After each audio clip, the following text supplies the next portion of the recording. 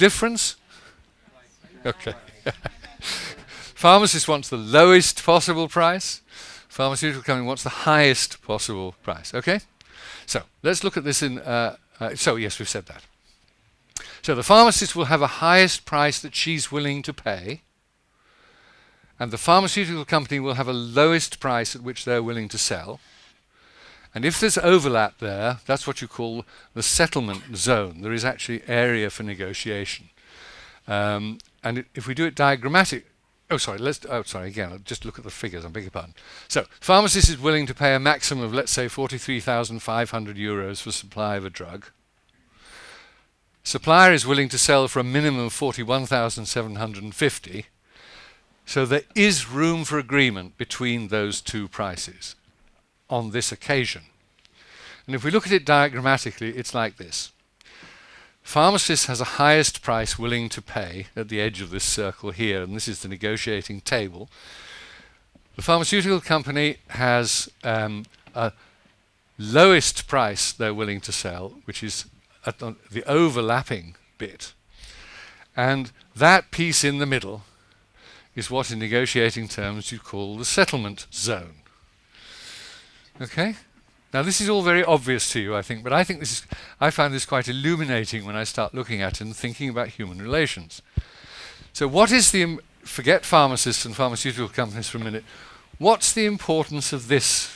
What is the significance of this in terms of everything we might be doing to influence people or to have negotiations?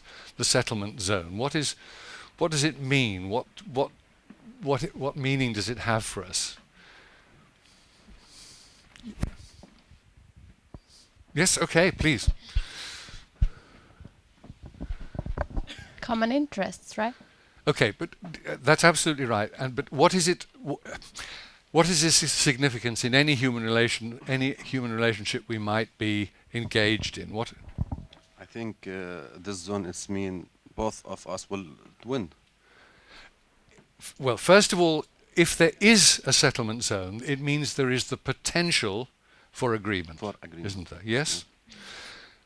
What's the stage before that as a parent or an official or a seller of T-shirts, whatever it is, what do you need to be thinking about before you decide on your lowest or highest prices or whatever it is? What do you need to be thinking about in your head as a concept which will take you to a successful negotiation? Get rid of all possibility for misunderstanding, right? Okay, there are always possibilities, yes. And, yeah. But, yes. So you speak about the same.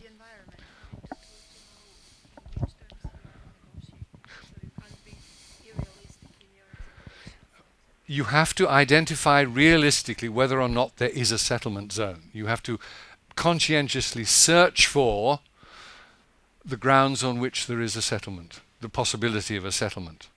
Because if you don't, then the chances are that you'll be left with only the authoritarian solution of imposing what you want. And that's the same with our children. You know, that if they won't accept the number of hours you say, in the end you say, well, right, no pocket money this week, no television, and so on. So this model of settlement zone applies to all discussions and negotiations. It's a very simple pattern. Sometimes there may appear to be no settlement zone, and that's when you do have some problems. If the pricing was completely different, for example, the pharmacists are willing of 13,000 euros and the highest price, and the supplier had a higher price for his minimum price. And then the diagram looks like this. And so you've got two people who have no overlapping territory there. And I just emphasize again that it's here that whenever you want to try, now when we want to influence people to report ADRs, okay, do we have any overlap of wishes and needs in which we can negotiate a settlement about reporting?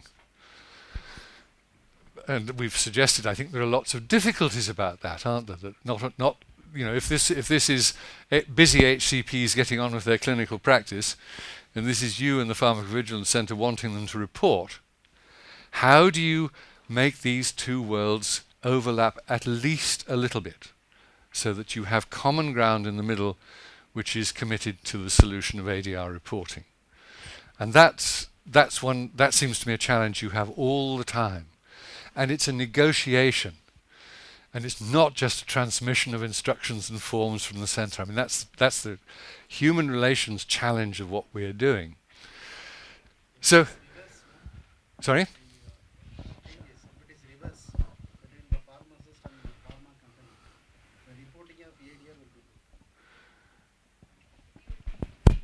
Wait for your microphone, please. The settlement zone in terms of this figure, this thing, no. If it is reverse, suppose if the farmer is willing to get the things for a lower price, definitely the reporting of ADR will be good. Okay. Yes. I mean, yes. Obviously. I mean, this is like buying T-shirts, isn't it? If the T-shirts you're buying on the market are actually cheaper than you expected, you're going to be very happy.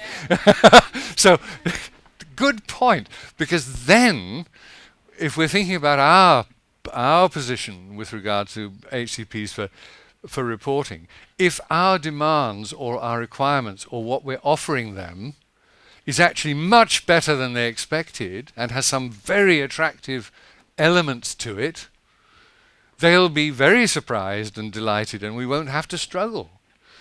So that's a very good point. But do you see this model applies to buying T-shirts in the market too? I mean, it's exactly the same. Do we have common ground? Of course, the person selling the T-shirts the first price they ask for will be higher than the lowest they're willing to accept. And the settlement zone is the fact that I, as a buyer of T-shirts, will have a price I'm willing to pay. And if it's in that settlement zone of the trader's parameters, then we shall end up with a sale and two happy people. Now, this is the challenge for us, I think, because I have a feeling, forget pharma company and pharmacists here, I have a feeling a lot of the time with what we're struggling with is an absence of a settlement zone or a recognized territory on which we're all talking about the same things or working towards the same end. So the challenge for us is to create a settlement zone from initial distance, is to somehow find ways which will actually bring people together. And so that there is an overlap and an opportunity of negotiating a solution. Lots of communication skills in doing this, of course. Empathy, understanding the minds of the other people, asking questions, listening, making proposals, all kinds of stuff. So, we've said this already, a successful negotiation agreement which leaves both sides feeling good, in which nobody is defeated. No winners and losers, and it's not a compromise, it's a positive result where both people think, great, that was good, that worked well. Now, this is a very closely related skill, influencing people. I see there's a very considerable reaction to this from Eritrea. Yes?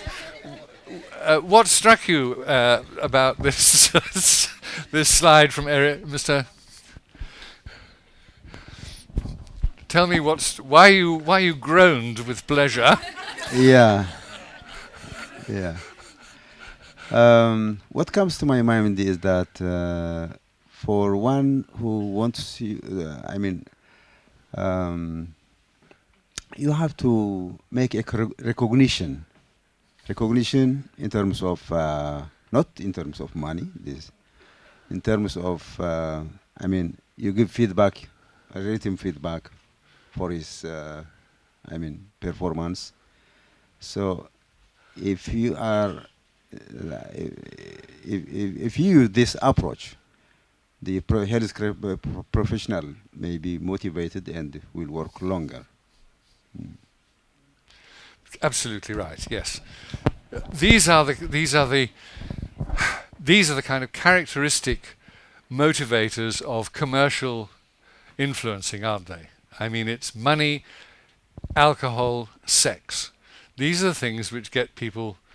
Not everybody, and I'm not generalizing about the entire world, but very large numbers of people will influence people to do things. You can offer them bribes, you can offer them prizes, you can offer them beautiful bodies, and they will be more inclined to buy your product or follow your advice or whatever it may be. Now, I'm not suggesting we do any of this. Oh, yes, I am actually.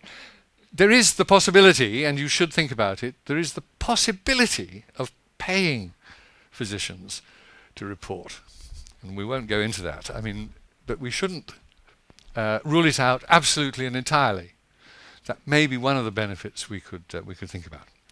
Lots of problems, yes, but okay. So now I want to talk about how the actual psychology of influencing people, not quite as crudely as this. And I'm just going to. I mean, this is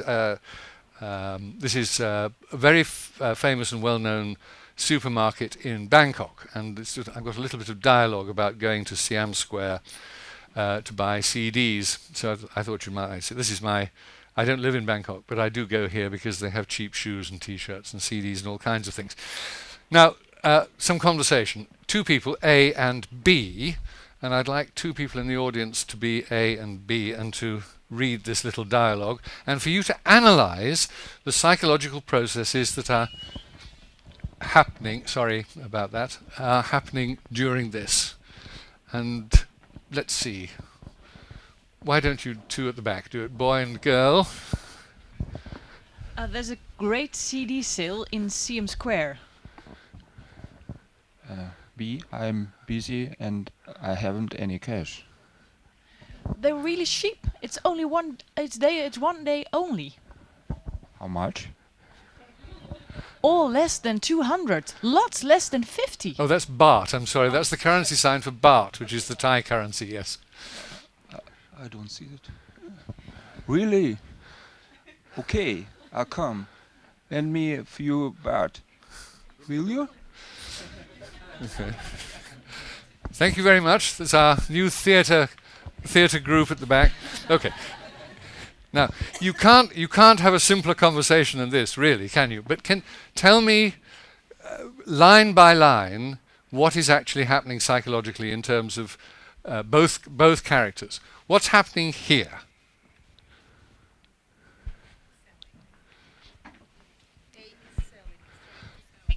Yes. Okay. Say that again. A is trying to sell something, CDs. Okay. Well, That may not be clear. motivate Let's them to suppose buy, it. Yeah. Okay. You're absolutely right. That A is making a proposal. Yes. Maybe just a friend who wants to go along, but it's a proposal. Okay, that's the first thing. The provision of information about an opportunity. But for B, as there is a much CD, he has all the time to buy them. And I didn't say, I'm busy. I'm not any cash. Okay, so what we're seeing there is a proposal and then objections, all right? Resistance or an obstacle.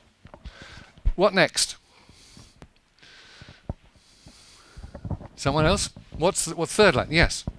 What exactly psychologically are we seeing happening there? Yeah, the person was saying that I don't have money as well as the time, and after giving the proposal for What's this? What is this line? It's 1 day only. The whole line. What is this? They are really cheap. It's 1 day only. That Yes. sale is only for 1 day. Yes, but what is the psychological process behind the words? This is the and. Like after that, you will not get the benefit, but you are going to get.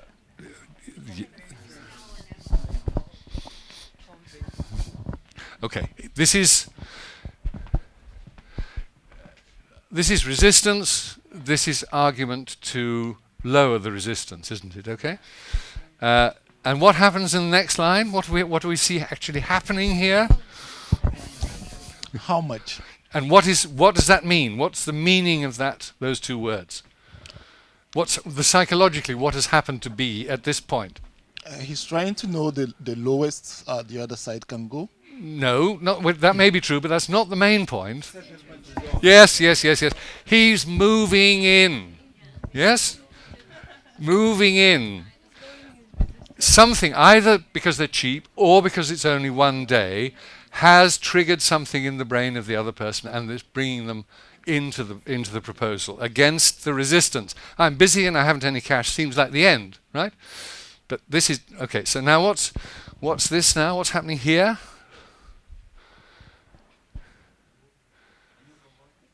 Yes, it's a proposal, but it's more than that, isn't it? Options in a sense, yes, and that's not quite the essence of it, though. Yes, okay. Possibly the financial settlement area, so that the person actually has a very clear idea of what it is. But it seems to me that this is really a reinforcement of this. It's further evidence. I mean, it's providing evidence that this claim is actually true, because there we have the actual figures. And of course, at the end, we see somebody say, "Oh, okay, I'll come." But obviously, with the joke that you give me the money and I'll buy whatever it is. But again, I hope this doesn't seem too elementary and stupid doing this. But it's fascinating, I think, to see how this gentleman is taking a call on his mobile phone in the middle of my session. Well, well. No settlement zone there. Okay, let's do this one. This is more subtle, but I want you to do the same process, line by line, seeing what is the psychology of this personal exchange. So let's have two people. Let's have the two of you there. Come and have a drink with us. No, I'm too busy. Oh, come on. We will miss you. I've got exams tomorrow. How much work have you got to do? A couple of hours at least. Okay, why not join us in a couple of hours? We will keep a seat for you. Okay, maybe. See you. I think it's amazing how much you can learn about people from just a few lines of dialogue. So this is the same as before, isn't it? It's an invitation, a proposal. You know, come and join us reporting ADRs. It might be okay. You've got to think about this parallel world. Okay. What's happening here? Just shout it out. We won't worry about the microphone. What's happening in that line 2? I can't report because I am busy. So this is well, this is an absolute no. It says, no, I'm too busy. Okay? That just looks as though nothing to be done, nowhere to go. So, now what are we doing? What's the psychological process in this? I think I will give you a microphone because I want to hear you. I want to hear the subtlety of your brain working on that. Who's got an answer? Yes. He's telling him that he is a key person. So his contribution is a lot. So when he say we will miss you, it is good to come to us because you are a key person to, Okay, yes, that's perfect. That's very, very sensitive and thoughtful. Good. I think I see benefit here. It's like you're trying to make the person see his or her importance. Great. Very good. Well done. Very good. Yes, that's right. That's absolutely right. What were you going to say? Something similar? It's some kind of an emotional persuasion, isn't it? Yes, I think that's a bit manipulative. I think that's true. In my eyes, but yes. Of course it's a nice thing. Yeah. It's true. That's absolutely true, and you said the same, didn't you? But I think no, everything you said is absolutely perfect. This is an emotional appeal. Oh, come on! And this is saying we will miss without you. We will not be able to be happy or have a good time, whatever it is. So there is some manipulation in it, but it's in this circumstance, I think that's manipulation. That you wouldn't really call it manipulation. It's a friend trying to persuade another. It's not kind of unscrupulous. It's a genuine appeal. So I've got an exam tomorrow, so now I'm too busy. Here we have an elaboration of the resistance. That further, she's now giving evidence why she can't, but she is engaged without thinking about it in a kind of providing evidence for a negotiation. because she's giving more information about her situation. And so now M, what does M do here? What's this stage? What's the clever thing he or she does now? After I've got an exam tomorrow, can't. So, what's this? What? Yes. Find the solution. Okay, that yes, of course. But what exactly? What's the exact psychology of that question? Sorry, Elke. You're going to rush around. Should we open that window again, do you think? A little bit, please, above you. Okay, if somebody could bring the handle, we can open this one. Is it okay for you to have it open a little bit? Is it okay for you? I don't want you to be uncomfortable, but we do need some air. Yes. It's showing interest of somebody else. So by this question, we are really trying to understand how much work does she has to do and so on. And this is really an opening line for her to elaborate more. Okay, take it one stage further. You're right. Why is the person asking for that information?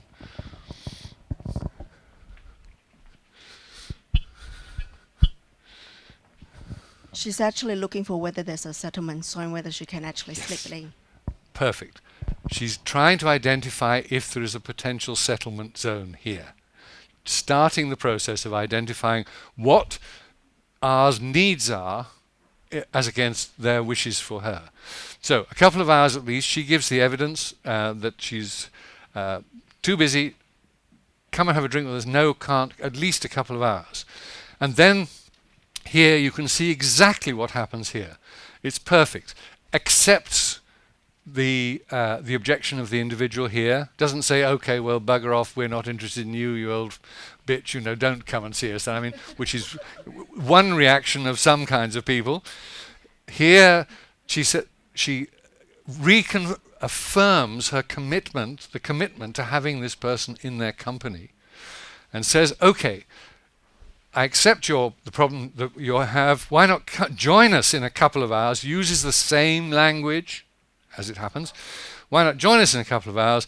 And this is a lovely, clever thing about making the person feel special again, like you were saying. We'll keep a seat for you.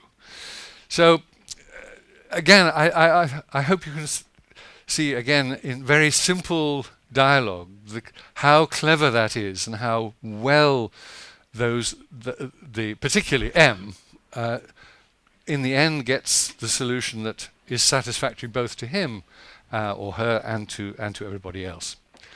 And those are the kinds of techniques we need to have available to us. Yes. Yeah. After that, if I get that maybe what concern me would be how many times I will get yes, because I'm sure that now I won't be 100% effective with that person and some other person that I want to get involved in this. I agree with you. But this is just again to show you an ideal process. But I think if we were engaged in relationships of this degree of subtlety, we would influence more people. Not everybody. Yeah. No. But there would be more chance because this is again making the willing audience, engaging them mutually in a decision and to do things together.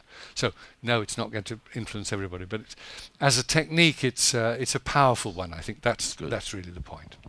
Okay, so it's very clear, isn't it? Make a proposal or a suggestion. Use empathy. I mean, the proposal or suggestion must be one that triggers something in the emotions and feelings of the individual, something they already want or they would be pleased to do. Anticipate or deal with resistance, again, either through empathetic anticipation or through extracting the resistance, the difficulty that there may be from the person, so that you really know what is the obstacle between your proposal and their willingness to do it. show the benefits for that person, minimize or negotiate the objections, suggest alternatives. We haven't really dealt with that today, but that is one other way of finding a settlement zone. If the original area of the original proposal doesn't find mutual agreement, then there may be some alternative. And for example, reporting is, here's the paper forms. I hate paper forms. Okay, here's an app, lovely app we have. I mean, so you can go through alternatives to see if that won't. And reward or reinforce compliance. Again, find some conclusion to the negotiation where the person you have you've negotiated with feels they have a reward. And it won't be a naked woman or a pile of dollars, but there are lots of things that people would be pleased to have from you, even if only your acknowledgement, your thanks, your appreciation, and so on. So, this is the same old diagram. Me and what I want, them and what they want, what we can both agree to here. Very elementary, but disguising extraordinarily complex psychology. That's the truth of it, isn't it? Well, we've talked a bit about that, and I don't need to go through that. Yes, we've talked about that. I'm going to spend the last 10 minutes on this final bit of influencing. Yes, sir, I'm sorry. Another influencing. Still on negotiation. Yes. I'm just thinking of another challenge with negotiation. We've seen two scenarios. We saw the first one where there is a settlement zone, and the other one where there is no settlement zone. I'm thinking of a third scenario where probably the settlement zone is too large, and then there is doubt now. It's too good to be true. How do we deal with such now? With an enormous... Yes. The settlement zone is so large, and then there is doubt in the party that the party doesn't even want to go into the settlement zone. It's too good to be true situation. I'm sorry, can somebody help me with that? I don't really understand. If you have an enormously large settlement zone, yes, you're going to have a very good time and achieve a great deal. I understand negotiation the outcome of negotiation becomes positive when the two parties move into the settlement zone. Yes. Yes. What I'm saying is when the settlement zone is too large and then the other party thinks it's too good to be true, I don't want to move into that. Sorry? I don't know if you who understands me, please?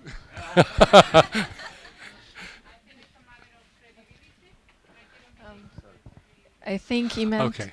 I think he meant when the two parties are too apart from each other. There's no settlement zone, right? No. No, it's not that. Okay, sorry. Okay. Agree too much? Yes. Okay. So do you mean, for example, if you were to say to doctors, well, if you send me 5 reports this year, I shall send you on a 5-star holiday to the Bahamas, I shall give you a crate of whiskey, $500, and they'll say, I don't believe all this. Do you mean that kind of thing? Yeah, okay. Well, oh, God. I don't know how to answer that question. I think the chances of that happening are so small, the probability is so low that we can probably rule it out for the time being. But I take the point, and I will think about this because I've not thought about that. But thank you for it. Yes. But answering to your question, I have practical experience. I'm launching an electronic questionnaire to nurses to measure the competence on reporting. And because I want them to reply to my survey, I offer them a prize. And the prize is a draw. So the probability to win the draw is 1 in 700, right? If all of them answer, which is very minimum. And the price is just 1 weekend in a nice hotel with a spa, which is worth 125 euros. It's not much. But when I go to the wards and talk to the nurses, and they said, no, but that can't be true. And I said, yes, it is true. I promise the price is true. I said, no, that can't be true. And they don't believe that there might be a price. So it could happen. It could happen. Very good. That's a perfect example. Okay, yes. Well, I think that just shows the contrast between their image of you and their expectations of you and what you're actually doing, that's too far apart. That obviously you need some public relations, don't you, to show what a wonderfully generous, interesting, friendly organisation you are, so that they'll believe you next time. Okay, just wrapping up really on another area of influencing, and that is the question of the skills of social marketing. And first, I shall ask you, what is social marketing before we go any further, because these are what we've been talking about and what you need to have. So somebody, what is social marketing? I think you all know the answer, but I want to hear it. Somebody who hasn't spoken recently. Who have we got not spoken recently? Somebody on that table back there, I think, probably on the corner. Yes. What do you think social marketing is? Yes. Yes, you. I'm sorry, I don't know your name. Shirley, thank you very much. Yes. Social marketing. Trying to sell something on a large scale? Marketing something on a large scale? Yes, but selling marketing what, do you think? An idea? Could be. A good or a service? Anything, I don't know. Okay. Social marketing. Yes, that's the critical thing. That's absolutely. Marketing as an activity, as you know, is one that is engaged by every organization that wants to persuade other people to buy its products or do things or go places, all that sort of thing. Social marketing is the particular specialism of using the techniques and skills of marketing for social good, as opposed to commercial profit. So it's a matter of adapting the techniques of commercial marketing towards the promotion of ideas or public health or ADR reporting or whatever it may be. And we need to think a little bit about those, because a lot of what we're doing, apart from negotiating and influencing, of course, is trying to persuade people to do things that we want them to do, to influence them to do things. And a lot of it is public health stuff.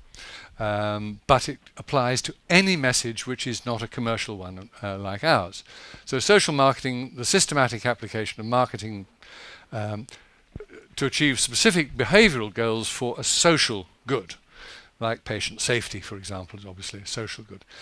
This is conventional marketing. You all know this stuff. We see it all the time. Involves an incredible range of activities, creativity, energy, and all kinds of other things.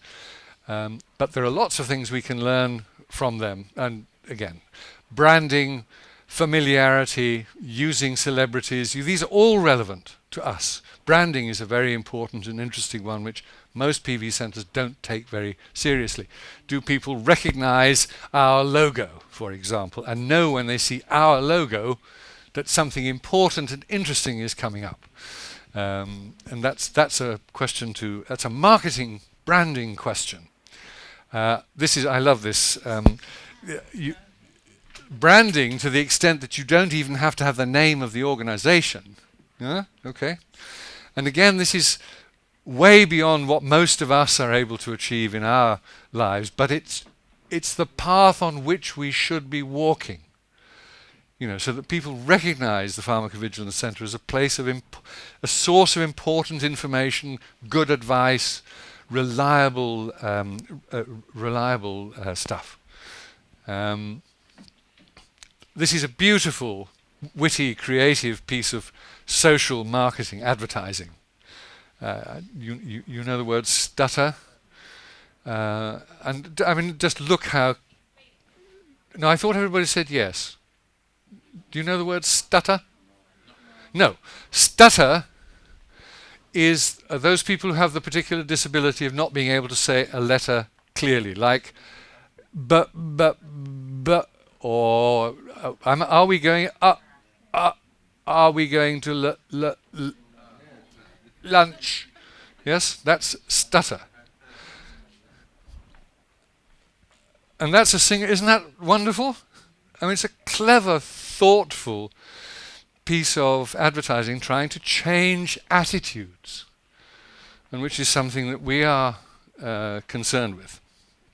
I won't go into. There are all kinds of different social marketing.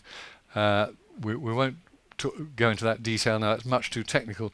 But also, this is just a diagram of social marketing through social media, and the opportunities there for influence, for feedback, for tracking behavior and all kinds of other things which we need to, and these stages of involving, creating, discussing, promoting and measuring. Social media offers enormous opportunities in terms of social marketing. And these are examples of public health social marketing, where you can see advertising and marketing techniques being used for public good. And here, very specifically culturally focused or culturally appropriate image and language and so on. This is a very old one, but it's a very interesting, very old but very famous encouraging people to have X-rays for diagnosing TB. The X-ray will show it before you know it. So again, showing that the benefit of doing something that you cannot know yourself until it happens. This is the marketing technique of shock or extraordinary dichotomy between image and women married to a smoker have a 91% greater risk of heart disease. And in relation to that, this is something that's quite interesting, which I'm not sure, again, we can go into in great detail. Reaction to stuff like that, threat of drinking, liver cirrhosis for drinking, or anti-smoking and so on, we have to be very careful about what reactions people have to it. Because there are certainly at least two. The first one is what we call danger control in marketing, in public health marketing, is where they genuinely take action to reduce the risk. So a smoker says, stop smoking. Or somebody who's binge drinking sees the risks and says, stop binge drinking. They stop. Okay? But very common, and I bet you've done this, is that in the face of a threat, we control our fear. Rather than taking any action, we control our thoughts about the risk, like, it won't happen to me, or my grandfather smoked until he was 94 and he never had any problems. So that you kind of deal with the fear of the threat, not with the danger itself. So again, we have to be aware of the impact our communications have on people. Do we actually change their behavior, or change the way they think about the behavior, which may not achieve anything at all? So that's just a little sideline of marketing psychology. This is a very famous poster, an image again, I don't know if you've seen this, but just to stimulate you to thinking that it's the unusual and the extraordinary which can have an enormous impact. There were several versions of this poster, and it caused a considerable controversy when it first came out, as people thought it was offensive. And good communication can often be on the edge of being offensive, because it shocks people, or it just takes them over the edge of the comfort zone to a point where they're a little bit anxious. Don't want that. This is from, I think this, yes, this is from Asia again. Just showing. This is a poster. Showing some creativity and humour and simplicity and all kinds of good qualities in that. On Monday I said we have to get people to stop, pay attention, remember and act. And that's always the case, particularly to get them to stop. We have to get their attention in the first place. This is a poster in the US which actually shows that very process. Stop, caution and ask your doctor, which is about discussing hepatitis C with your doctor. This is a rather interesting, this is a kind of sexy poster about hepatitis.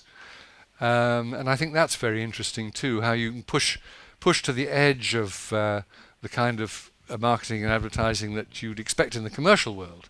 But obviously a famous person, are you at risk for hepatitis? And a nice ambiguity in the writing. I mean, you may like it rough. I mean, lots of ambiguities in the English language there, but your liver doesn't. I mean, it's nicely done. I mean, it's clearly done by people who really have a talent. And this is another, I think this is a stunning piece of creativity.